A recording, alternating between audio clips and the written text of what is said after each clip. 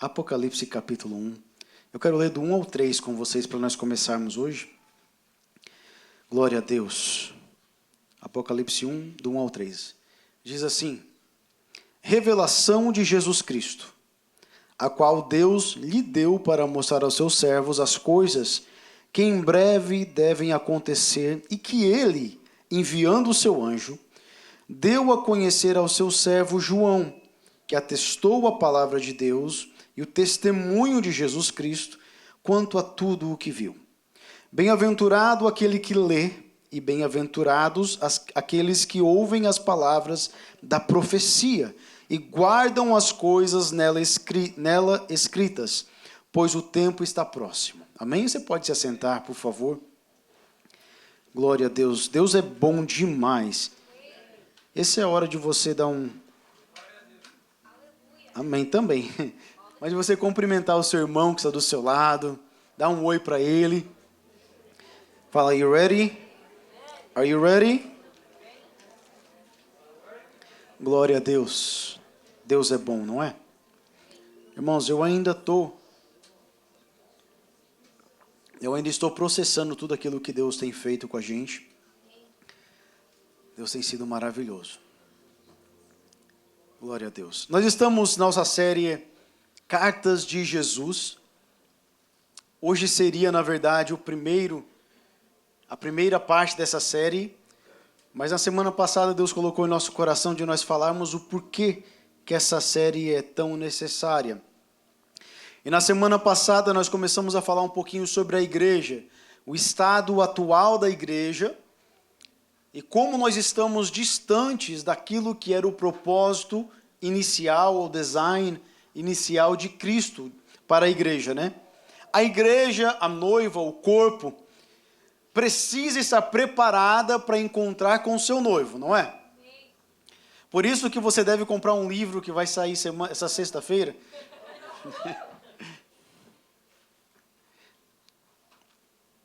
Nós precisamos mudar algumas coisas. E quando eu falo igreja, eu não estou falando apenas da Freedom, mas também não estou isentando a Freedom dessas mudanças. Nós também estamos necessitando dessas mudanças, mas eu creio que a igreja global em si, né? E precisamos alinhar outras. Gente, o tempo está próximo. Nós não temos mais tempo de brincarmos de ser igreja. Não temos mais tempo de fingirmos que somos crentes. Eu falei, essa série, eu vou ser sincero, nós não podemos mais fingir ser crentes. Nós precisamos ser de verdade. Porque como eu falei semana passada, vai ter uma hora que o noivo vai falar: anjos, agora separem joio do trigo. E isso vai ser o momento da verdade, né? E eu espero que essas próximas semanas, de acordo com aquilo que nós vamos estudando, que nós vamos falando, Deus possa trazer convicção em nossos corações, para que nós realmente entendamos qual é o propósito de Deus para a sua igreja aqui na terra. E quando eu falo igreja, como eu falei, eu falo num nível global, um nível congregacional, mas também num nível individual. Eu e você, que somos parte deste corpo, precisamos estar analisando a nossa vida todos os dias. E eu comecei fazendo 3 perguntas. Será que o que estamos vivendo hoje era o propósito de Deus inicial para a igreja? Quando nós olhamos para a igreja como ela está hoje, será que era o que Deus tinha na sua mente, no seu coração, quando Ele falou: eu estabelecerei a minha igreja e darei a ela as chaves do reino e as portas do inferno não prevalecerão contra ela? Será que é isso que nós estamos vivendo? Será que nós estamos vivendo um amor verdadeiro? Será que estamos vivendo o poder de Deus verdadeiro? Porque Ele falou que daria poder para a igreja também. Então a primeira pergunta é: eu estou vivendo aquilo que Deus tinha em mente inicialmente? Será que a Freedom está vivendo o padrão de Deus para uma igreja bíblica? Agora nós temos que pensar, porque você pode dizer: eu acho que a gente é legal, eu acho que a gente tem uma igreja legal, né? Não, o povo ali... Mas biblicamente, nós precisamos analisar essas perguntas com um óculos ou com uma lente bíblica. Eu não posso responder através do achômetro. Eu não posso responder através do eu acho. É o que a Bíblia me ensina sobre ser igreja. E agora eu preciso aplicar isso na minha vida, na minha igreja e no contexto geral. E na semana passada nós terminamos, um pouquinho antes do término, falando que um dos erros que nós cometemos é quando nós vamos escolher uma igreja, por exemplo. Quem lembra disso? Quando nós vamos escolher uma igreja, nós cometemos alguns erros, porque nós usamos alguns parâmetros que não são bíblicos. Como eu falei, vamos voltar tudo para a Bíblia. Talvez você escolheu a Freedom desta forma. Eu espero que de hoje em diante você comece a analisar a Freedom pelo um parâmetro e um padrão bíblico e não mais por isso. Porque talvez você escolheu a sua igreja dizendo, eu quero uma igreja que tenha um departamento infantil bem estruturado. Eu quero uma igreja que o pastor seja legal. Eu quero uma igreja que a palavra seja pregada de uma forma engraçada.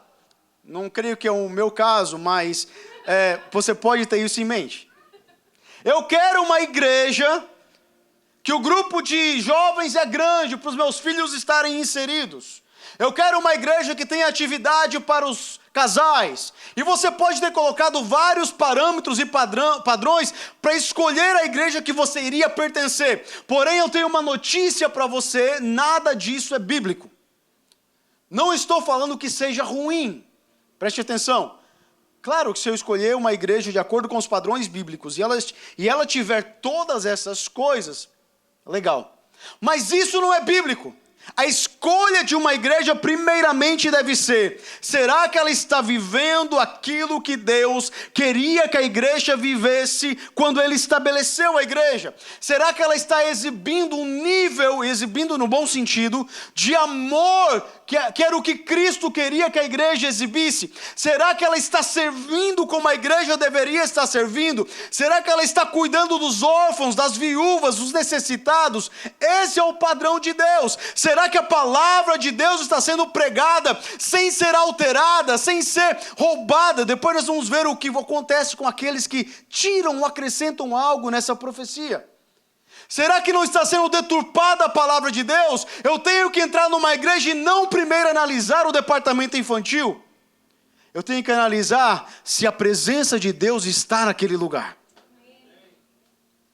Então, se você veio para Freedom, e esse foi o seu padrão, o seu parâmetro, eu quero que você repense a sua escolha. Porque se nós não estivermos vivendo isso aqui, se essa igreja não estiver vivendo biblicamente o que uma igreja deve viver, eu quero convidar você a reconsiderar a sua decisão. Se o seu pastor não está vivendo de acordo com o padrão bíblico, se ele não está vivendo de acordo com aquilo que a palavra fala que um pastor deve viver, todas as características, requisitos, não estou falando de perfeição, eu estou falando de ser irrepreensível. Existe uma diferença. Ninguém vai ser perfeito, mas a Bíblia fala que os pastores e líderes devem ser irrepreensíveis. Então, se o seu pastor não é, ou você vai falar com ele, vai confrontá-lo para que haja arrependimento, e se não houver arrependimento, você precisa buscar outra igreja. Você está me entendendo? Amém? Pastor, está mandando nós sair da igreja? Se nós não formos uma igreja bíblica, você não deveria estar aqui. Eu não posso começar a olhar para a igreja global sem olhar para a nossa primeiro. Eu não posso começar a olhar para a sua vida sem olhar para a minha primeiro. Eu tenho que olhar para mim, com a medida que eu vou me medir, é que eu posso medir os outros. Nós temos uma tendência de julgar os outros com um peso muito mais pesado daquilo que nós julgamos a nós mesmos. Eu quero que o outro seja perfeito, mas para mim eu quero misericórdia. Eu quero que o outro seja perfeito, mas para mim eu quero graça. A Bíblia não fala isso, a Bíblia fala assim, com aquilo que você julgar, você será julgado. Então nós precisamos começar a analisar a nós mesmos. E por causa dessas escolhas, desse padrão, dessa visão, daquilo que nós colocamos, porque nós começamos a ver as igrejas na internet e vemos o lado bom das igrejas.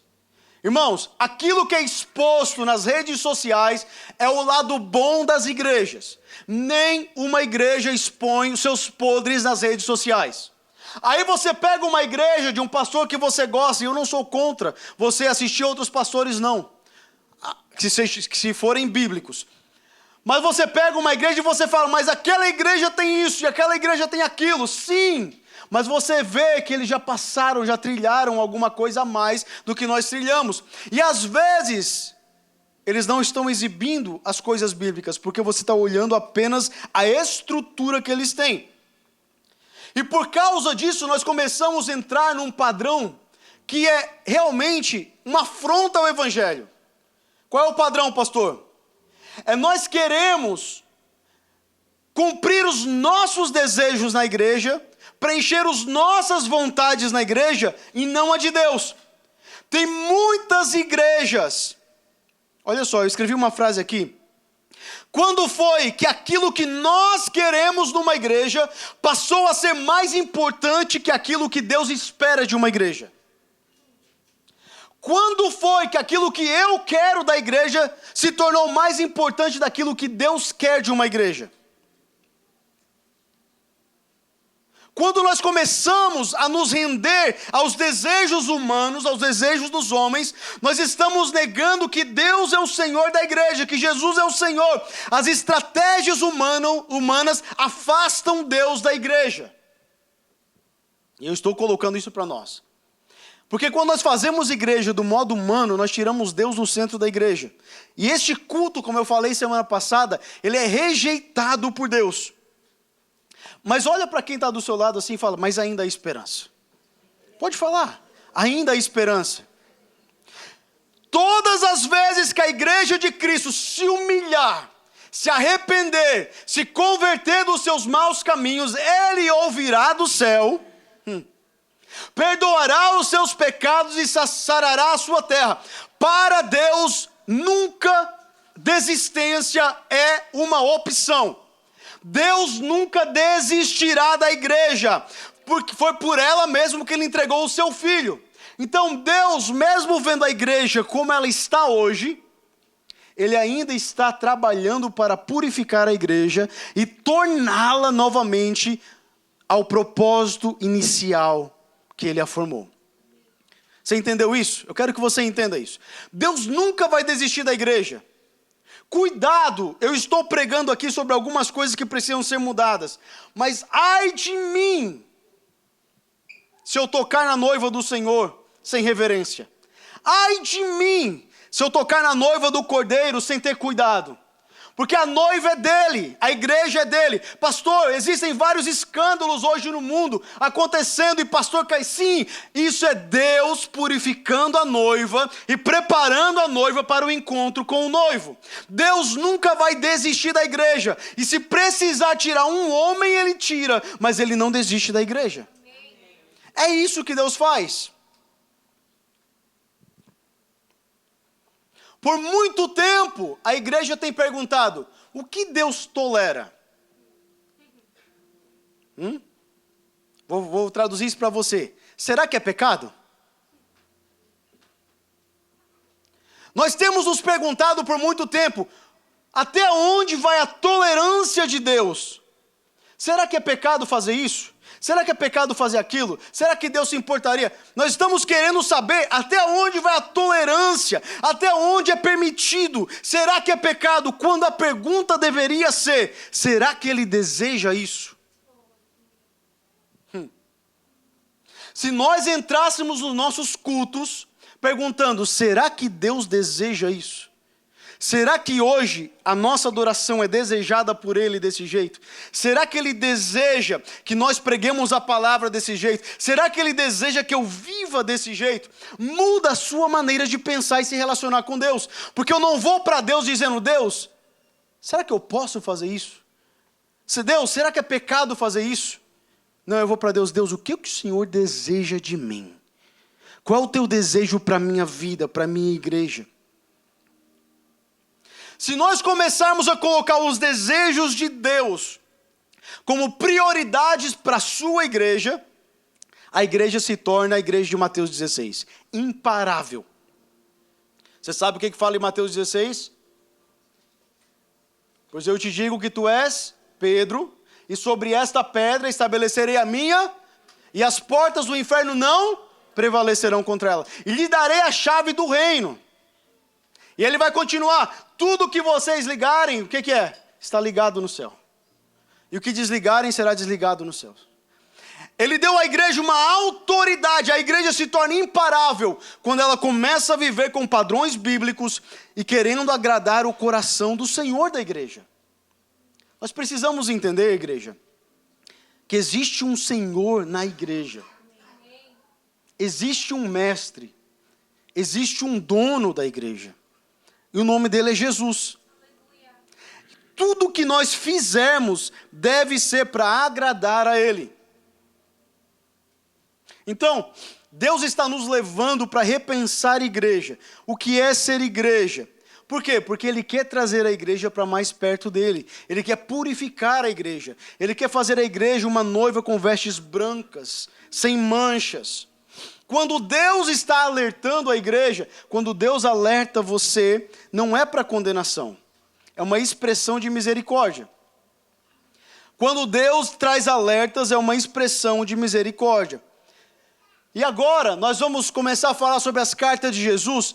Todas essas cartas que Jesus deixou para a igreja são expressões de misericórdia. É Deus querendo alinhar a igreja com misericórdia para trazê-la de volta para si mesmo. Você sabia que Jesus mandou cartas para você?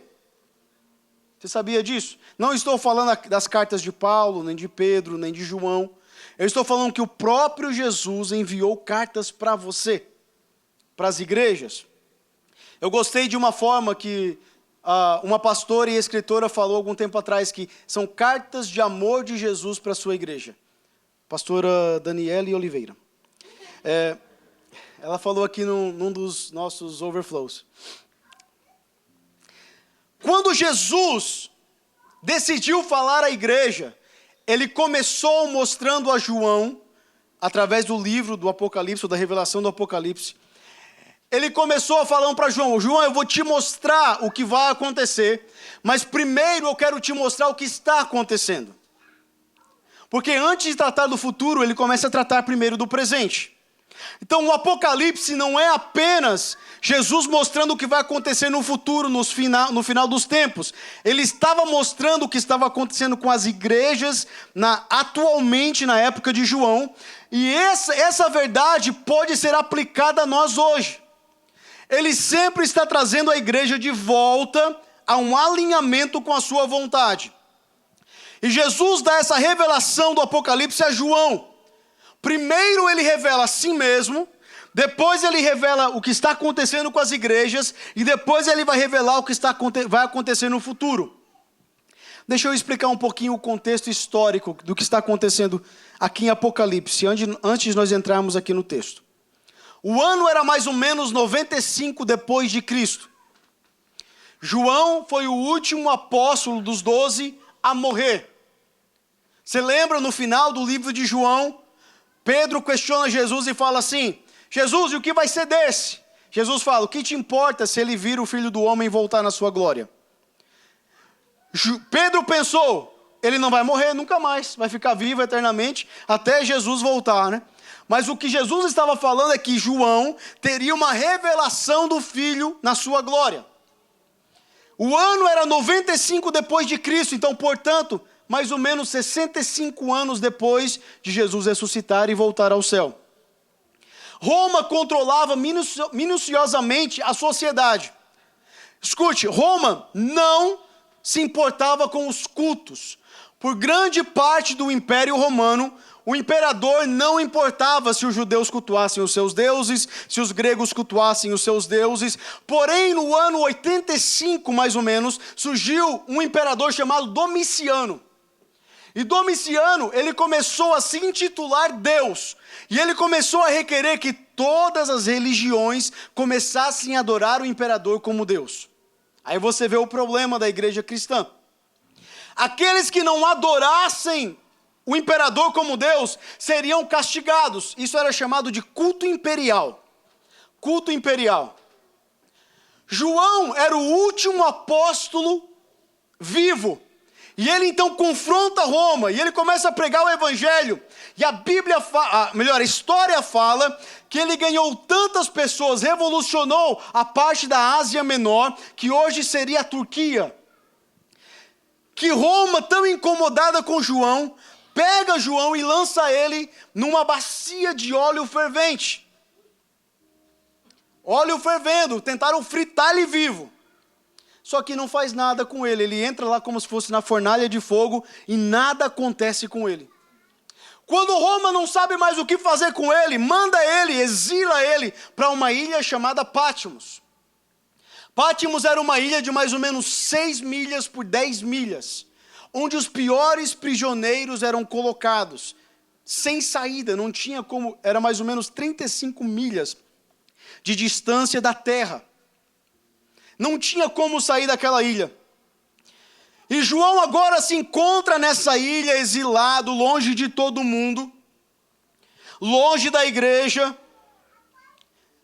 E ele recebe uma visão, recebe uma revelação de Deus, e ele começa assim a sua revelação.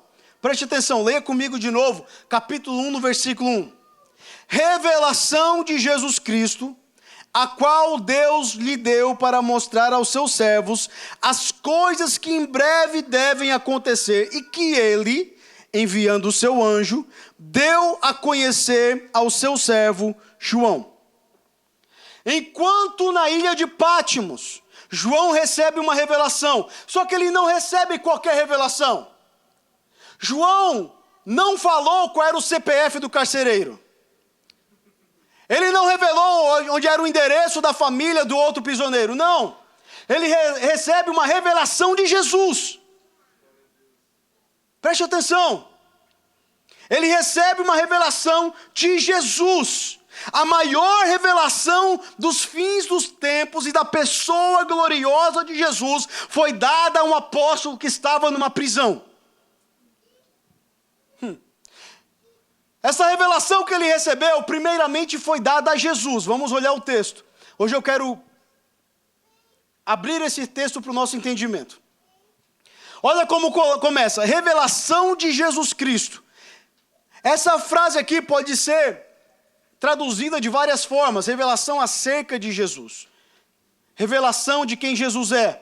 Mas ela é melhor traduzida a revelação que pertence a Jesus.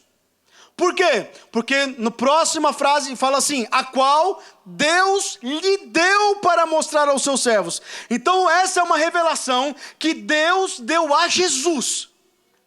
Preste atenção, você precisa seguir isso comigo. O Pai deu a revelação a Jesus. E Jesus agora dá a revelação a um anjo. E o anjo é enviado para revelar a João. Você está entendendo tudo isso? Na prisão, João recebeu uma revelação que o pai tinha confiado ao filho. Não era uma revelação qualquer. Ninguém mais sabia disso. Ninguém mais recebeu isso. O pai deu essa revelação diretamente ao filho. E agora era autoridade do filho. O filho tinha autoridade para dar para quem ele quisesse. E o filho falou assim, eu vou mandar o meu anjo dar essa revelação, não a quem está dentro de uma igreja. Você já parou para pensar nisso? João podia ter recebido essa revelação enquanto estava na igreja de Éfeso.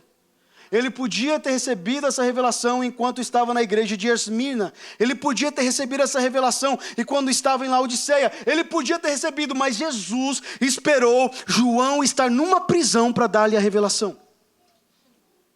A prisão que João estava não impediu a revelação de chegar até ele. Diga amém, pelo amor de Deus. Quando você está alinhado com o Espírito e dentro do propósito, o ambiente não impede a revelação. Tem pessoas dizendo, Senhor, muda o meu ambiente. Senhor, muda a minha família. Senhor, muda o meu trabalho. Senhor, não. Não importa o ambiente, se você está alinhado com o propósito de Deus e sensível ao Espírito Santo, chega a revelação para a sua vida. Jesus. Quem tem intimidade com Deus não depende de ambiente para sentir a presença, não depende de ambiente para contemplar a face, não depende de ambiente para ouvir a voz dele, não depende de música, como nós aprendemos semana passada, para adorar a ele. Quem tem intimidade com ele, até mesmo numa prisão, começa a receber revelação íntima do pai para o filho. Gente, isso aqui para mim é tremendo. João tinha mais ou menos 92 anos de idade. 92 anos. Por que Jesus não deu essa revelação quando ele tinha 35? Por que Jesus não deu a revelação quando ele tinha 50, 60, 70 anos de idade? Mas agora, no final da sua vida, Jesus fala: agora chegou a hora de eu revelar para você a revelação mais profunda de todos os tempos. Onde estava João? Na igreja? Não, ele estava numa prisão, numa ilha, sem amigos, sem parentes, sem conforto, mas não estava sem o Espírito de Deus. Ele estava sem conforto, sem parentes, sem amigo, sem poder estar dentro da igreja, mas o Espírito Santo estava com ele. Irmãos, nós temos que entender que a prisão não conseguiu impedir João de produzir algo no Espírito. Quando Jesus permite uma prisão, quando ele permite uma dificuldade, quando ele permite um deserto, quando ele permite algo, é para produzir algo em você que a liberdade não conseguiria produzir. Você entendeu o que eu falei agora? Acho que você não entendeu, vou repetir. A prisão que Jesus permite na sua vida, a dificuldade, é para produzir algo que a bonança ou a liberdade não conseguiria produzir em você. Deus não perde oportunidades. E tem coisas que somente o sofrimento podem produzir na gente. Uma pessoa que nunca sofreu, nunca chegará à maturidade. Nunca. É impossível. Se os seus filhos não passam por sofrimento, se os seus filhos não recebem nãos, se os seus filhos não recebem castigos, eles não chegarão à maturidade. E Deus faz o mesmo com a gente. A prisão era necessária para tirar as distrações de João. Por quê? Porque João era o último dos apóstolos. Você imaginou qual era a demanda para João enquanto ele estava no meio da igreja? Ele era o último dos apóstolos que viu Jesus com seus olhos. Você imagina todas as igrejas perguntando: João isso, João e aquilo, João e o bispo aqui, João e está acontecendo isso, João está acontecendo aquilo, João estava... Eu estou aqui conjecturando, gente, por favor, mas eu começo a imaginar o último dos apóstolos, o quanto era a demanda sobre a vida dele. Jesus tirou ele disso tudo, fez ele parar um pouquinho, ir para a prisão, porque o que ele tinha que produzir na prisão era mais importante do que aquilo que ele produzia dentro da igreja. Quando Deus te para, é porque Ele tem algo muito importante para você. Você está entendendo? Irmãos, quando você se encontra numa prisão, quando você se encontra no deserto, não pode haver plano B. Sabe qual era o plano de João? Eu vou da esquerda para a direita, é uma ilha. Eu vou do norte para o sul, eu não tenho para onde fugir, não tenho para onde correr, eu não consigo nadar 35 milhas, eu não vou, eu não consigo, não tenho plano B. O problema é que nós queremos servir Deus com planos B. O problema é que nós queremos, eu confio em Deus, mas sabe, né, pastor, vai que... Pastor, eu estou me preparando, né? Eu confio que Deus vai me deixar aqui, mas vai que o quê, irmão? Se você for, é Deus te mandando, se você ficar, é Deus mandando você ficar. Irmãos, não existe plano B para quem confia em Deus de verdade. Jesus. Pastor, não tem que me preparar? Se prepara, se alinha com a vontade de Deus para a sua vida. Nós estamos disfarçando a falta de fé em preparação. Falta de fé em preparação. Existem lugares que é necessário a gente passar. João precisava passar pela ilha de Patmos. É crido que ele ficou menos de 2 anos nessa ilha.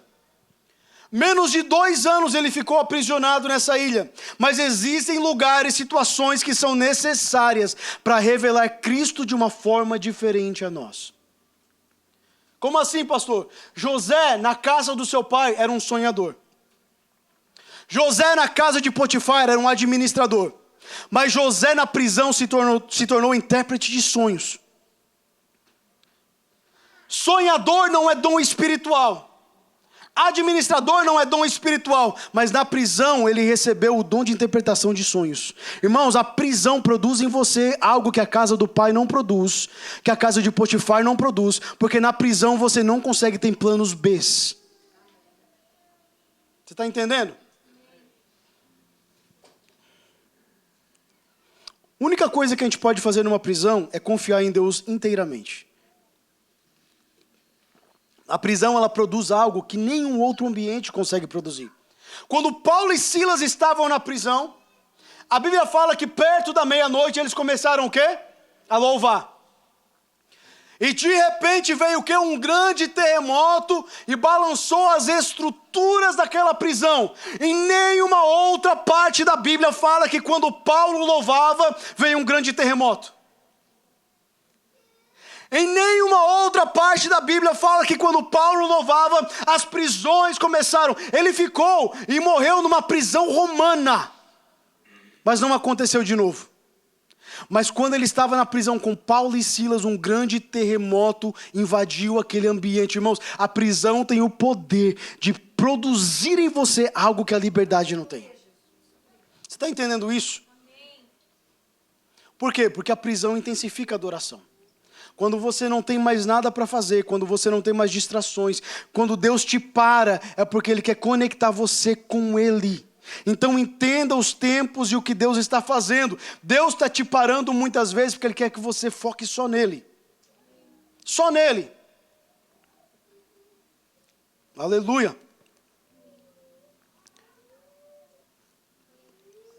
Então João estava nesta prisão. E Jesus envia para ele uma revelação. O pai deu a Jesus, Jesus deu ao anjo, o anjo agora vai entregar para João. E fala, João, essa revelação é para os servos. A igreja estava passando por um tempo de muita perseguição. E Jesus vem mostrar para João então, para que ele lembrasse a igreja que ele continua no controle, e ele nunca perdeu o controle, e ele nunca perderá o controle da história da humanidade.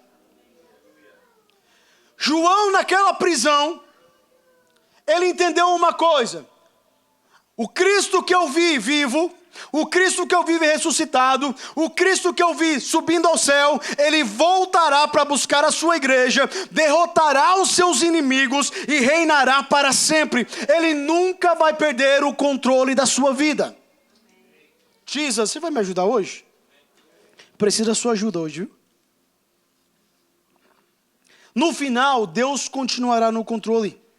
Deus não está indiferente àquilo que a igreja enfrenta. Deus não está indiferente àquilo que você está enfrentando. Deus continua no controle. Mas pastor, eu não estou vendo Deus. Você não precisa ver, você precisa crer.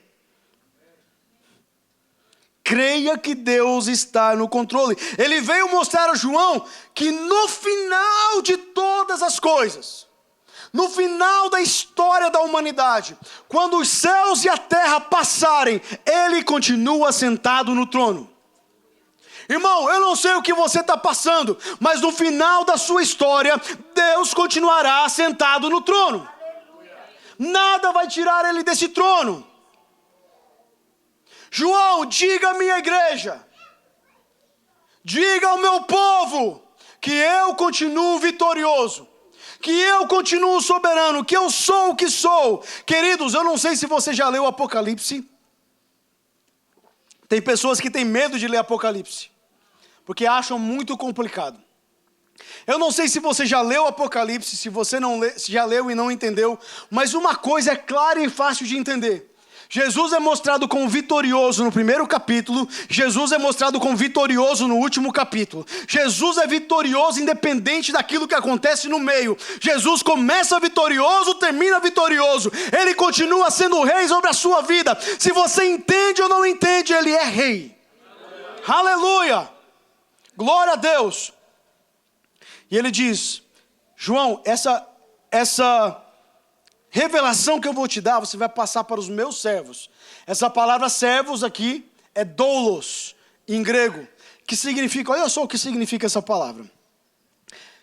Aquele que se entrega à vontade do outro, dedicado ao outro, desconsiderando os seus próprios interesses. A revelação do Apocalipse, que foi dada a João, que agora é destinada aos servos, é para aqueles que são escravos de Jesus. Essa profecia, essa revelação, foi destinada para os escravos de Jesus. E aqui nós precisamos parar um pouquinho. Porque nós temos falado muito de ser filhos de Deus. E glória a Deus, nós somos filhos de Deus. Fomos adotados na família de Deus. Somos co-herdeiros com Cristo, herdeiros de Deus. Mas isso nunca anulou o nosso status de escravo de Cristo. Nunca mudou. Não vos chamarei mais de servos, agora vos chamarei de amigos. Legal, ele não chama, mas não quer dizer que você não deve obediência. Não quer dizer que você não deve se render à vontade dele. Essa revelação do Apocalipse, ele não mandou apenas para os filhos, ele mandou para os escravos. Pastor, por que o senhor está usando essa palavra escravos? É para você entender que quando a Bíblia fala servos, a Bíblia está falando de escravos. Agora, aqui são escravos voluntários. São escravos que se renderam à escravidão. Por quê? Porque o Senhor é um Senhor bom. Porque o Senhor é um Senhor misericordioso. Porque Ele cuida da gente. Porque Ele tem cuidado de toda a nossa família. Não é algo forçado, é algo voluntário. Chama-se, na Bíblia, no Antigo Testamento, é escravo da orelha furada. Quando um escravo servia um senhor, e depois de um tempo determinado ele ia ser livre. No tempo que ele fosse livre, ele falava assim: eu gostei tanto de ficar na sua casa, de servir você, que eu quero agora continuar sendo seu servo. Ele recebia um brinco na sua orelha, como um sinal que ele estava voluntariamente decidindo ser escravo ou servo daquela pessoa. Nós somos escravos e servos de Jesus. Essa revelação foi para os seus servos. Ele mandou para que a igreja entendesse: aquele que perseverar é aquele que é servo. Ele não escreveu para aqueles que levantaram as suas mãos, fizeram uma oração, mas para aqueles que decidiram ser servos dele. Uma vez que você se torna servo dele, você vai progredir, você vai se tornar amigo dele também. Mas um status não anula o outro. Você não pode anular uma coisa por causa da outra. O que significa ser servo de Jesus? Que eu abri mão da minha própria vontade. E aqui a igreja precisa entender isso. Nós precisamos abrir mão da nossa vontade para fazer a vontade do Senhor da igreja. Como eu falei mais cedo, existe um Senhor na igreja. Existe um Senhor na igreja. E quando eu decidi me submeter a Ele, eu abri mão da minha própria vontade, voluntariamente. Eu abri mão do meu livre-arbítrio. Pastor, você tem ainda? Tenho, mas eu decidi abrir mão dele para servir a Cristo. Eu não posso servir dois senhores. Eu não posso servir a mim mesmo e servir a Cristo. Eu preciso abrir mão de um para servir o outro. Se a igreja entender isso, que Jesus é o Senhor dela, e nós estamos aqui para fazer a vontade dEle, não vai ter culto que Ele não vai estar presente. Não vai ter momento da sua vida que Ele não estará presente. E João continua. Ele fala assim, versículo 2, por favor. Versículo 3, melhor. Bem-aventurado aquele que lê, e bem-aventurados aqueles que ouvem as palavras da profecia e guardam as coisas nela escritas, pois o tempo está próximo. Quantos aqui já leram o Apocalipse inteiro? Não levante sua mão. Quantos já leram e estudaram o Apocalipse? Existe uma bênção que está determinada para quem lê esta profecia. Pastor, qual é a bênção? Não sei. Não marca aqui. Mas ele fala que serão bem-aventurados. Existe uma bênção que está guardada para quem estuda essa profecia. E nós temos medo de estudar o livro do Apocalipse. E o diabo não quer que você estude mesmo. Porque se você estudasse o livro do Apocalipse, você vai entender que não tem jeito sem Jesus. Você vai entender que no final, independente do que aconteça no mundo, no sistema mundial, com o anticristo, com a besta, não importa. Jesus vai ser vencedor e that's it. E aí o diabo vai perder a autoridade sobre a sua mente e sobre a sua vida. Porque você vai entender, ele vai lutar. Ele vai corromper alguns. Ele vai... Mas no final Jesus continua sentado no trono. Jesus, aleluia.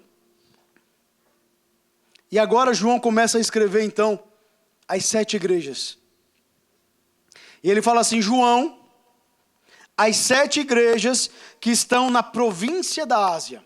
Essa é a parte oeste da Turquia atual. João entendeu uma coisa que é muito importante para a igreja entender também. Que nós estamos aqui apenas repassando a mensagem. Olha o que ele fala. João escreve, João, as 7 igrejas que estão na província da Ásia. Que a graça e a paz estejam com vocês da parte daquele. Da parte daquele. João entendeu que nós estamos apenas repassando uma mensagem de Cristo. O pastor não é o autor da mensagem, o profeta não é o autor da mensagem, nós somos apenas aqueles que repassam a mensagem de Cristo. João entendeu, eu vou repassar, mas a mensagem não é minha, é da parte daquele que é, que era e que há de vir. Essas igrejas que ele escreveu, essas 7 igrejas, elas estavam perto uma da outra, mais ou menos 30 a 50 quilômetros uma da outra. E João era considerado o pastor de cada uma delas, o pastor, o bishop, aquele que era o presbítero sobre elas. Aquele que cuidava, que zelava por elas. Cada uma tinha o seu pastor local. Mas João era o bishop, ele era o bispo sobre elas, ele cuidava das 7 igrejas. E ele começa escrevendo as igrejas dizendo, da parte daquele que é. E ele entende muito bem que essa revelação não veio dele, a palavra não é dele. Profetas, me escutem, a palavra não é sua. Você entendeu? Vou repetir. A palavra não é sua. Ela tem um autor, ela tem um remetente, você é apenas o carteiro que entrega a palavra. Você está entendendo? Quando você profetiza, 1 Pedro capítulo 2 fala assim, quando nós profetizamos, nós estamos falando da parte de Deus, movidos pelo Espírito. Então cuidado para não colocar palavras na boca de Deus que Ele não falou. E cuidado para não tirar nada daquilo que Ele falou. Você é apenas aquele que está entregando a mensagem. Se você começar a ver um profeta que está falando por si próprio, corra. A palavra é da boca de Deus. Por isso que antigamente existia um costume nas igrejas que quando uma profecia era entregada, no final de toda a profecia o profeta falava, assim diz o Senhor. Ou no começo dela, Por quê? Por causa disso. Para nós entendermos que não é do homem, não é do pastor, não é do profeta, não é do evangelista. Assim diz o Senhor. E agora... olha o peso que é colocado sobre a pessoa, porque agora ele vai passar aquilo que o Senhor disse, e ai dele de acrescentar uma palavra. Ai do homem que acrescenta uma palavra àquilo que Deus falou. Nós temos que ter cuidado nessa coisa de profetizar, porque hoje profetizar está ficando moda. Vamos profetizar tudo, não. Profetizar é falar em nome de Deus, movido pelo Espírito. Você pode orar por alguém à vontade. Você pode abençoar alguém à vontade. Você pode declarar bênção sobre a vida. Declarar é uma palavra meio complicada também, Mas eu oro para que você seja abençoado. Agora, profetizar, quando você diz que é uma profecia, você está falando em nome de Deus. E João entendeu muito bem isso. Ele falou assim, da parte daquele que é, que era e que há de vir, da parte dos 7 espíritos Que doideira é essa, pastor? Que estão diante do seu trono e da parte de Jesus Cristo. O que ele está falando? Eu estou falando no nome da Trindade aqui para vocês. A minha mensagem não veio de mim mesmo, não foi algo que eu maquinei, que eu projetei aqui na ilha de Pátimos, mas foi uma mensagem da Trindade para a sua igreja. Quando nós voltarmos a ter esse entendimento, que quem fala na igreja é o Espírito Santo representando a Trindade, que homem não tem autoridade na palavra de Deus, a não ser aquela que está escrita. Irmãos, toda profecia que você receber não tem o mesmo valor ou o mesmo peso do que a palavra escrita. Essa é a palavra revelada, escrita, registrada. Além disso, Deus vai falar, mas não tem peso de Bíblia, de palavra de Deus. Nós precisamos entender isso. Porque hoje muitos estão se movendo por profecia, contra a palavra de Deus, inclusive, muitas vezes. Nós temos que ter cuidado. E João fala da parte daquele que é, que era e que há de vir. Isso aqui é uma parafrase. Ele está parafraseando a mesma coisa que Deus falou para Moisés. Eu sou o que sou. É o Yahweh, né? Quando a gente fala, o tetagrama, Yahweh. Ele estava falando assim: eu estou falando em nome daquele mesmo Deus que falou com Moisés na sarça ardente. Eu estou falando em nome do mesmo Deus que abriu o Mar Vermelho. Eu estou falando do mesmo Deus que apareceu no monte para o povo no meio de trovões e relâmpagos. Esse Deus é que me enviou para falar com vocês. Assim como Deus livrou o povo no passado, esse mesmo Deus tem uma promessa que livrará vocês no presente e no futuro. É isso que João está falando. Nós temos que entender o contexto disso. Eu sei que hoje é bastante informação, mas se eu não fazer isso, vocês não vão entender o capítulo 2 e o capítulo 3. É importante você entender isso. João estava falando em nome de Deus, e ele fala, em nome dos 7 Espíritos. O que é isso, pastor? Pensei que era só um Espírito Santo. Quando a Bíblia fala de 7 Espíritos, você vai ver também, ele é citado mais na frente, como estando diante do trono de Deus. Ele está falando das 7 manifestações do Espírito Santo. Isaías capítulo 11, versículo 2, descreve isso muito bem. Se você puder colocar aí Isaías 11, 2, vai falar assim, Isaías 11, 2.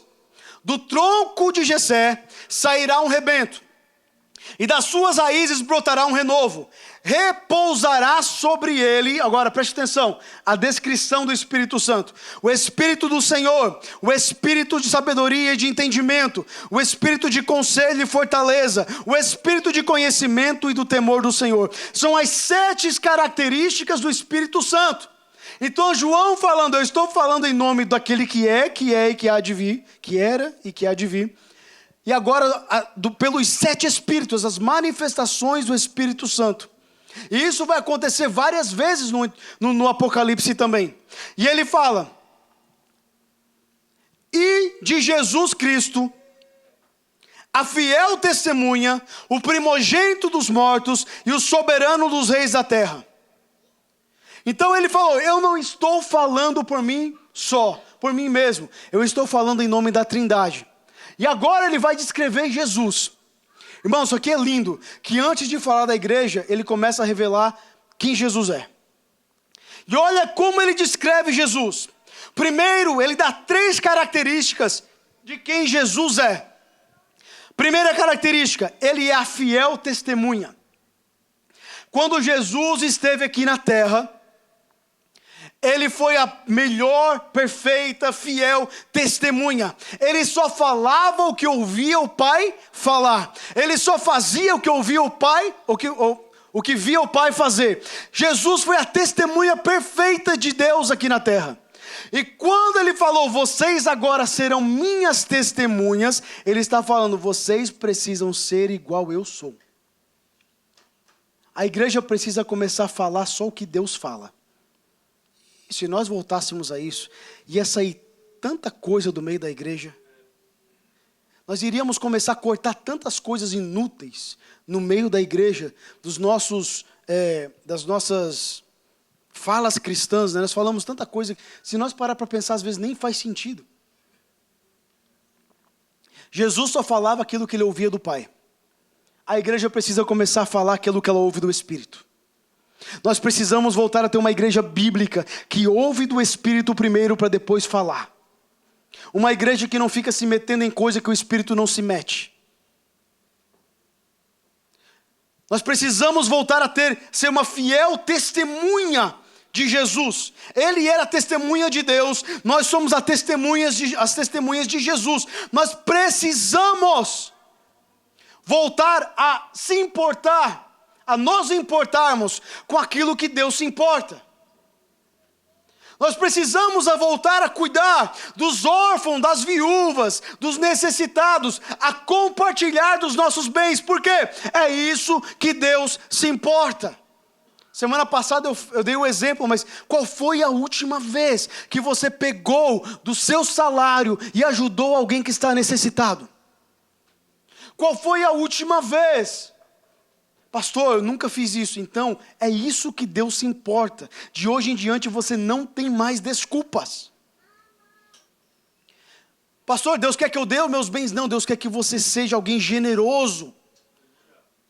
Que você se importe com o próximo. Eu não estou falando fazer isso de qualquer jeito, não. Mas vai orar. Espírito Santo, quem eu posso abençoar este mês? Irmãos, isso deveria ser uma oração contínua nossa. Espírito Santo, quem é a pessoa, qual é a família que eu devo abençoar este mês? Por quê? Porque é o que Deus se importa. E às vezes não vai ser nem ninguém da igreja não, tá? Às vezes não vai nem ser crente não. Agora eu vou deixar aqui, vou abrir um parênteses. Isso não é para sair dos seus dízimos e ofertas. Porque isso não tem nada a ver com dízimo e oferta. Isso é generosidade. É você pegar alguém que está necessitado, você vê uma família, talvez nem é cristã, mas você fala, sabe o que? Deus me mandou aqui para abençoar a sua vida, a sua família. Você quer dar um testemunho de Jesus, ser uma fiel testemunha? Abençoe pessoas necessitadas. Irmãos, nós passamos às vezes por pessoas que não têm o que comer e fazemos que não vimos. Eu imagino como Cristo fica. Ele falou, quando você vê alguém dar de beber para ele, de comer, visita na prisão, para mim você está fazendo. Qual foi a última vez? Eu vi um pastor que ele fala que ele nunca sai de casa. Eu sei que hoje está mudando as coisas por causa da tecnologia, mas ele falou, eu nunca saio de casa sem dinheiro em espécie na minha carteira. Por quê? Porque eu sempre estou buscando uma oportunidade de abençoar alguém. Irmãos, a igreja precisa voltar a se importar com aquilo que Deus se importa. Ele é a fiel testemunha, nós somos testemunhas. Ele é o primogênito dentre os mortos. O que ele está falando? Ele é a pessoa que abriu o caminho da vida. Ele é a pessoa mais importante. Ele ressuscitou, abrindo o caminho para que nós ressuscitássemos também. Primogênito dentre os mortos. E ele é o soberano dos reis da terra. Mas pastor, Jesus ainda não está reinando aqui nessa terra. Não quer dizer que ele não é soberano. Jesus ainda é soberano. Nada foge do seu controle aqui nessa terra. Ele dá 3 características de quem Jesus é.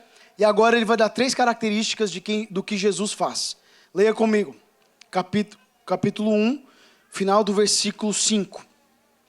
Aquele que nos ama, que pelo seu sangue nos libertou dos nossos pecados e nos constituiu reino e sacerdotes para o seu Deus e Pai, a ele a glória e o domínio para todo sempre. Amém. Primeira característica de Jesus, do que ele faz, ele nos ama. A igreja precisa voltar a ser como Jesus. A igreja precisa voltar a amar como Jesus ama. Deus prova o seu amor para conosco em que Cristo morreu por nós quando nós éramos o quê? Pecadores. Irmãos, Deus não esperou nós sermos perfeitos para nos amar. Por que nós esperamos as pessoas arrumarem sua vida, pedirem perdão, se humilhar para amar elas? Se ele não se humilhar, se ele não vir falar comigo, eu não vou falar com ele. Fala, Deus, fala, Deus. Nós estamos muito silêncio hoje. Pessoal da internet, por favor, dá um glória a Deus aí. Gente, eu estou só lendo Bíblia para vocês. Nós só lemos 4 versículos ainda. Vai ficar um pouquinho melhor. Isso aqui é só Bíblia. Se nós lêssemos a Bíblia e vivêssemos a Bíblia. Isso é para mim, tá? Aquele que nos ama, característica do que ele faz, ele ama. A igreja precisa voltar a amar. E não é um amor condicional, não é um amor igual eu me amo. Mas Jesus falou que nós temos que amar o próximo como a nós mesmos. Não, lá em João capítulo 13 ele mudou o mandamento. Nós vamos amar como ele nos amou. Este mandamento era da lei. Ele mudou este mandamento. Agora o padrão foi elevado em muito. Eu amo como Jesus me amou. Como nós temos amado as pessoas. Alguém colocou uma mensagem no grupo nessa semana, maravilhosa. E uma das frases que ele falou, e isso me pegou, ele falou: Deus não manda amar apenas os crentes. Deus mandou amar a todos. Irmãos, nós precisamos começar a viver isso. Deus mandou amar a todos. Como nós temos amado a pessoa que nós nem mesmo conhecemos. Ou aquela pessoa que nem gosta da gente. Jesus falou assim: se vocês amar apenas aqueles que amam vocês, que recompensa vocês vão ter nisso? Mas eu vos digo, amai os vossos inimigos. Você já parou para pensar nisso? Inimigo é aquele que combate contra você ativamente. Aquele que fala na sua cara que não gosta de você. Aquele que está tentando destruir a sua vida. Aquele que quer destruir o teu matrimônio, quer destruir os teus filhos. Aquele que quer que você perca o trabalho, que você fique na sarjeta. Aquele que quer ver o seu pior. E Jesus fala: você deve amar os seus inimigos. Como assim? É para isso que a igreja foi chamada. A igreja foi chamada para amar como Jesus amou. Jesus amou tanto que quando Judas veio traí-lo com um beijo, ele olhou para Judas e falou: amigo, a que viestes? Irmão, Jesus não mente. Jesus cria e sentia que Judas era um amigo dele. Você crê que Jesus sabia que Judas, Jesus sabia que Judas iria traí-lo? Desde o princípio? Eu também. Eu creio que desde o primeiro dia da escolha dele, Jesus já sabia. Mas isso não fez Jesus amar ele menos. Jesus não usou ele menos. Jesus não capacitou ele menos. Jesus não discipulou ele menos. Jesus não foi ingrato com ele. Jesus não foi falso com ele. Jesus não fez nada diferente dos outros apóstolos. Porque o amor de Jesus não estava condicionado a Judas. O amor dele estava condicionado à pessoa dele. A quem ele era.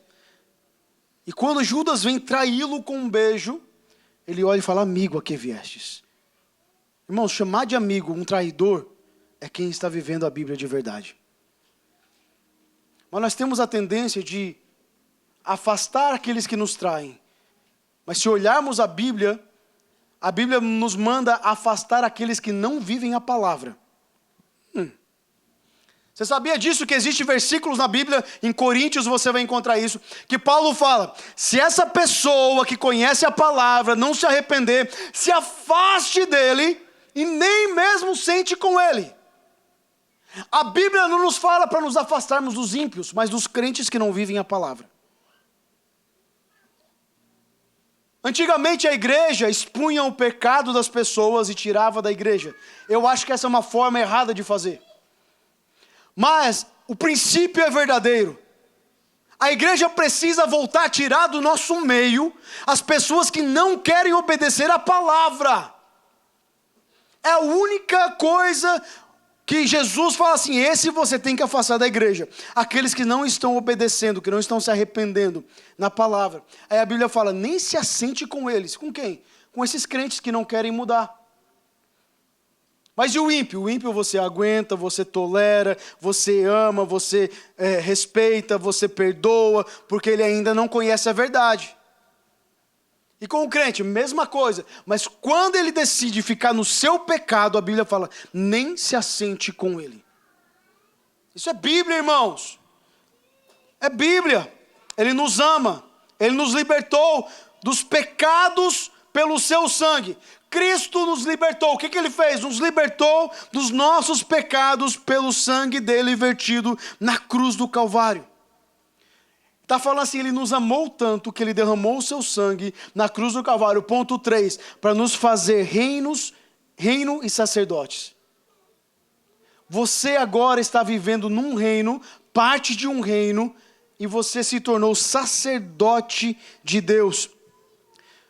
1 Pedro fala assim, vocês antes não eram, mas agora são povo de Deus. Não tinham alcançado misericórdia, mas agora alcançaram misericórdia. Vocês agora, um versículo anterior, vocês são geração eleita, sacerdócio real, nação santa, propriedade exclusiva de Deus. Então vivam como se vocês fossem. Vamos lá, geração eleita, sacerdócio real, realeza e sacerdócio. Nação santa, povo de propriedade exclusiva de Deus, a fim de proclamar as virtudes daquele que vos tirou das trevas para a sua maravilhosa luz. Nós estamos vivendo isso, nós fomos lavados pelo sangue, fomos chamados de reino e sacerdote para proclamarmos. A igreja precisa voltar a proclamar.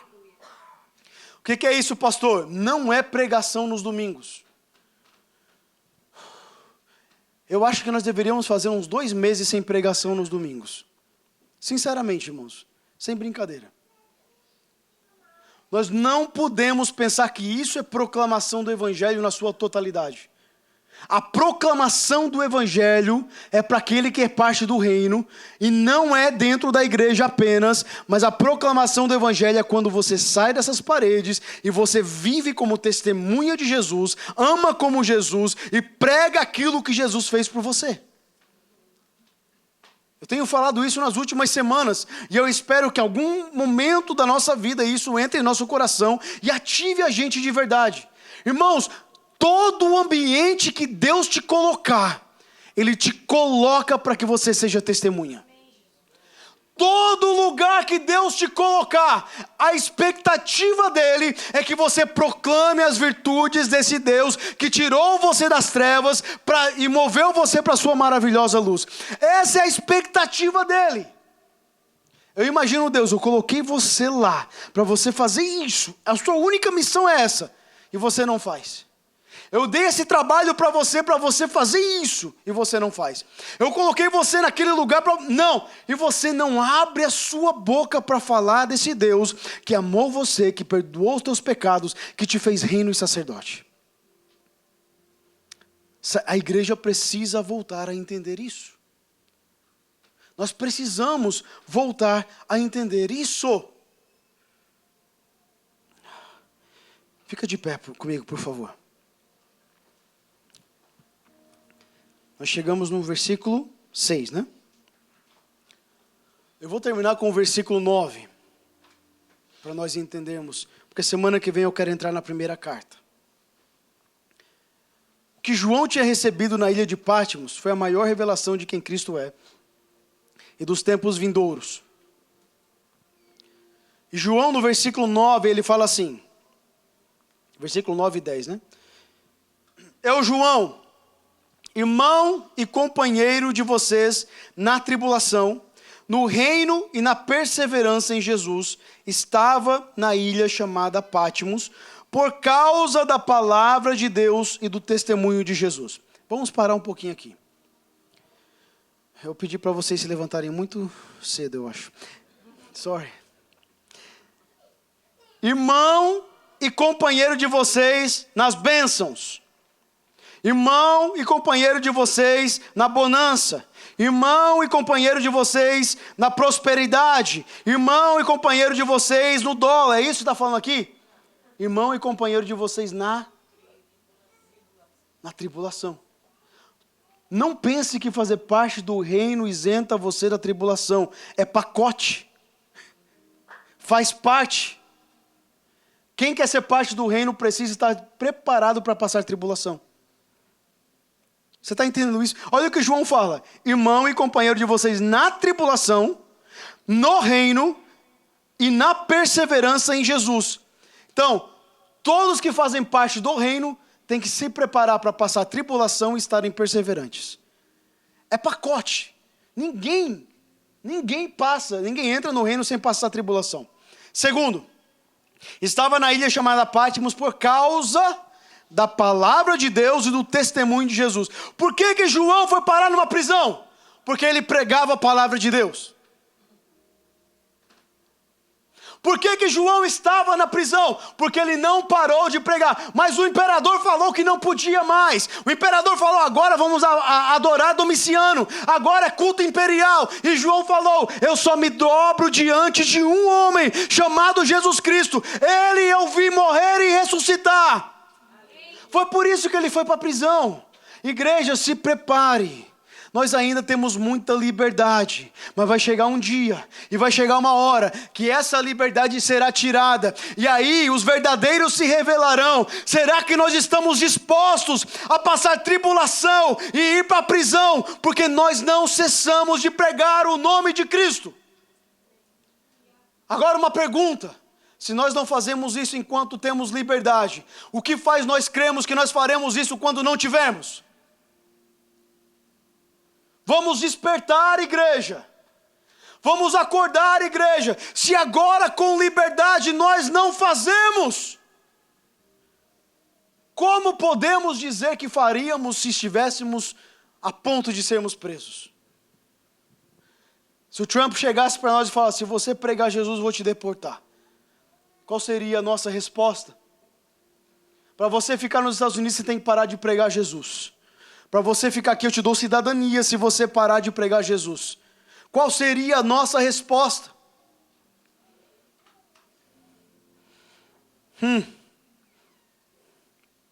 Testemunho. Agora ele fala assim, achei-me no Espírito no dia do Senhor. Essa expressão no dia do Senhor, ela poderia ter vários significados. Ela poderia ser o dia do Senhor, que é o dia do julgamento, o dia quando Cristo vai vir para reinar aqui, que seria o milênio. Mas a maioria dos teólogos creem que esse dia do Senhor significa domingo, que é o dia que a igreja primitiva decidiu que iria cultuar o Senhor juntos, porque foi o dia da ressurreição. Então, se você ler os comentários bíblicos, você vai ver que a maioria deles crê que isso aqui significa que João, no dia do Senhor, no dia do culto, no dia de domingo, recebeu a primeira revelação dele. Por que isso? Eu comecei a questionar o Espírito e perguntar, por que, Senhor? E eu entendi que na prisão, em Patmos, exilado, longe da igreja, sem instrumentos, sem uma música, sem ninguém ali para fazer um ambiente, João estava na prisão cultuando ao Senhor. Irmãos, quando nós entendemos isso, que o ambiente não define quem nós somos, o ambiente talvez revele quem nós somos. Ele vai revelar, porque se você depende de ambiente para adorar a Deus, então você não está adorando em espírito e em verdade. Mas eu entendo que João, no domingo, no dia de culto, enquanto a igreja estava adorando lá em Éfeso, em Pérgamo, lá em Laodiceia, eles estavam adorando, João estava na prisão, cultuando o seu Deus, e enquanto ele adorava, um anjo chegou com a revelação para João. Irmão, nós precisamos aprender a adorar no meio das tribulações. Nós precisamos aprender a adorar no meio das tribulações, no meio das dificuldades. Durante o nosso período mais difícil, a nossa primeira resposta é: hoje é dia de adorar ao Senhor. Nada me impede, nada me tira, nada me proíbe. No dia do Senhor é o domingo, é o dia de culto. É o dia de culto. Eu imagino João lá naquela ilha. Daniela, a história fala que a ilha tinha 10 quilômetros por 6 quilômetros. Para quem é fit, para quem corre, quem gosta, vamos lá, quem é, deixa eu pensar. Fernanda, você gosta de correr, né? 10 quilômetros não é nada para eles. Eu imagino João andando naquela ilha de ponta a ponta, falando em línguas. Sinceramente, irmãos, se aparecesse um peixe ali, ele pregava para o peixe. Eu imagino João pregando e evangelizando todos os outros prisioneiros que estavam naquela ilha. Ele não estava com gente boa, não, era o pior da sociedade. Mas eu imagino João ali pregando para todos eles, e eu imagino ele juntando eles e falando: vem cá, hoje é domingo, né? Hoje é dia de cultuar o Senhor. Ah, mas não tem igreja aqui, não tem microfone, não tem instrumentos, não tem nada, como é que eu vou fazer? Não, senta aí. No princípio era o Verbo, e o Verbo estava com Deus, e o Verbo era Deus. Ele estava no princípio com Deus. Tudo o que foi feito por Ele. Tudo o que se fez foi feito por Ele. Nada do que foi feito sem Ele. Ele estava no princípio com Deus, e Ele era a luz do mundo. E Ele começa a falar por quê? Ele tinha a palavra dentro dele. Ele não precisava de uma palavra escrita, Ele tinha a palavra dentro dele. Irmãos, culto só é impedido quando você deixa o Espírito Santo na igreja. Mas se você levar o Espírito com você, onde você estiver, ali vai haver um culto. Mas os pesos falavam: mas espera aí, nós nunca ouvimos falar disso. Falou: não, eu entendi o propósito que Deus me colocou aqui então. Eu imagino João falando: eu entendi o porquê que Deus me colocou aqui. Porque eu pregava só para quem estava dentro da igreja, agora eu vou pregar para quem nunca pode ir numa igreja. Irmão, sabe por que Deus te colocou lá onde você está? Porque um pastor não pode chegar lá, mas você pode. Sabe por que Deus colocou você com aquela pessoa difícil? Não nomeia ela, por favor. Sabe por que Deus colocou ela do seu lado? Porque é você quem Deus vai usar para alcançar, para quebrantar o coração, para apresentar Jesus, para demonstrar amor, para dizer que Jesus ainda salva, cura, liberta, Deus ainda perdoa os pecados. É você quem Deus quer usar. Ah, mas a minha prisão é muito difícil. É difícil porque você não entendeu que tem um propósito nela. Tem um propósito nessa prisão, e Deus vai revelar em você algo mais profundo do que a liberdade podia revelar. Você está entendendo? Quantos estão entendendo? Diz amém. Irmãos, a nossa igreja precisa ser uma igreja missionária. Que é isso, pastor? Vamos para a África, se Deus mandar, vai. Vamos lá para o Iraque, se Deus mandar, vai. Mas missionário é missionário onde ele estiver. Se Deus te mandou para Silver Spring, você está fazendo missão lá. Se Deus te mandou para Rockville, você está fazendo missão lá. Se Deus te mandou para Durwood, para Olney, para Gaithersburg, se Deus te mandou para qualquer cidade aqui, local, para onde Deus te mandar, se for numa prisão, onde Deus te colocar, você tem que dizer: eu estou nessa prisão, mas essa prisão não vai me impedir, porque eu não posso sair, mas o Espírito pode entrar. Eu tenho um propósito nela. Aleluia! Glória a Deus. Você está entendendo? Irmãos, não diga. Algumas pessoas pensaram: mas não é comigo, eu não posso fazer isso. Eu não sei falar. Eu não consigo, pastor, já tentei. Você acabou de pensar isso, né? Pastor, eu já tentei. Eu não sei falar, eu não consigo. Irmãos, não depende de você, depende de quem está dentro de você. Não depende da sua capacidade, depende daquele que te capacita. Irmãos, abre a sua boca e fala assim: Senhor, eu não sei falar, eu não me lembro um versículo bíblico agora, mas eu quero ser instrumento teu. Então eu vou começar a falar do teu amor, e o Senhor vai começar a me lembrar daquilo que eu tenho que falar. Meu irmão, meu amigo, meu funcionário, meu patrão, vem cá, deixa eu te falar. Um dia eu andava perdido aí no mundo, nos meus pecados, mas Jesus me encontrou. Eu encontrei um amor que eu não consigo explicar. Eu encontrei uma paz que eu não consigo explicar. Eu não sei como te falar, mas Ele mudou a minha vida, e Ele pode mudar a sua também. Fala daquilo que Deus te colocou, daquilo que Deus fez. Aí no meio de uma prisão estava lá João cultuando no dia do Senhor. Irmãos, o que tem te impedido de cultuar? É o trabalho? É o trabalho que tem te impedido de cultuar? É isso? Porque uma prisão não conseguiu impedir ele. O que é? Alguém fez mal para você, é isso? Uma prisão não conseguiu impedir ele. Alguém falou mal para você, é isso? Uma prisão não conseguiu impedir ele. Como nós conseguimos deixar que essas coisas pequenas nos impeçam de adorar a esse Deus tão maravilhoso? Se eu fosse João, quando tentaram me fritar vivo, eu tinha sumido do mapa. Mas a história fala que ele saiu daquele caldeirão e voltou para a igreja para pregar. Quem tem propósito não se rende. Quem tem propósito não para. Quem entendeu para que foi chamado não para. Mas está difícil, pastor, mas eu não paro. Mas está difícil, mas Deus não vai me dar mais do que eu posso suportar. Deus não vai me dar mais do que eu posso suportar. Ah, pastor, mas está doendo, então sofra por Cristo. Você é participante dos sofrimentos do reino e da perseverança. Não queira reino sem sofrimento. Está doendo? Pode bater mais, Senhor, é para a tua glória. Irmãos, tem um texto que eu tenho meditado nele. Prometo que eu vou terminar com ele. Eu passei ele para os líderes essa semana.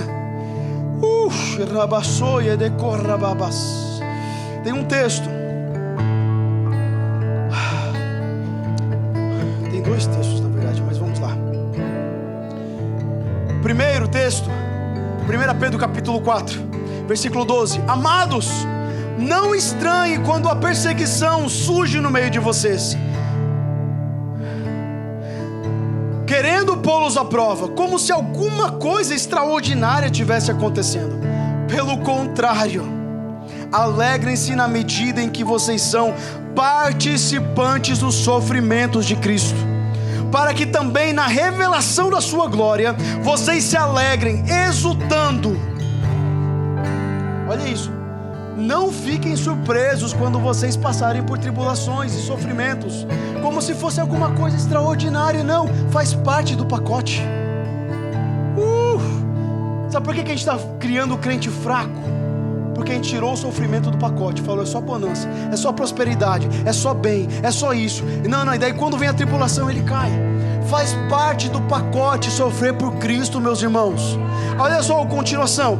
Se são insultados por causa do nome de Cristo, vocês são bem-aventurados, porque o Espírito da glória, que é o Espírito de Deus, repousa sobre vocês. Eu não sei o que você está enfrentando ultimamente. Eu não sei qual é a prisão que você está. Eu não sei qual é a dificuldade que você vem lutando. Mas eu sei de uma coisa: naquela prisão Deus vai usar você e vai revelar em você uma glória maior do que a liberdade conseguiria revelar. Deus vai fazer o extraordinário no meio dessa prisão. Mas depende de você, de como você está nela. Olá, obrigado por nos acompanhar até aqui. Se essa mensagem abençoou você, compartilhe ela com outras pessoas para que eles também possam ser abençoados. E já aproveite e nos siga nas redes sociais para você ficar por dentro de tudo que está acontecendo aqui na Freedom Church. Se você tiver algum pedido de oração, deixe nos comentários abaixo e nós estaremos orando por você. E se você mora na região de Washington DC, Maryland ou Virgínia, venha nos fazer uma visita. Será um grande prazer receber você na nossa família. Deus te abençoe.